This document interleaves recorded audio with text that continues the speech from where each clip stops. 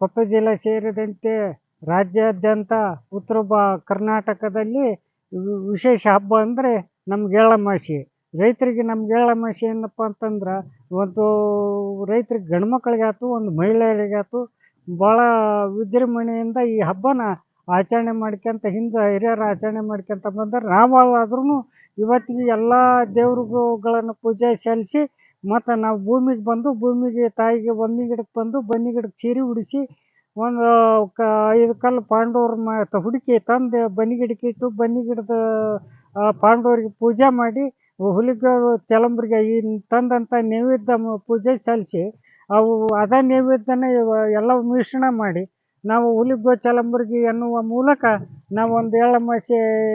ಆಚರಣೆ ಮಾಡೋ ಸಂಪ್ರದಾಯ ಪ್ರಕಾರ ನಾವು ಇವತ್ತಿಗೆ ಅದನ್ನು ಉಳಿಸ್ಕೊಂಡು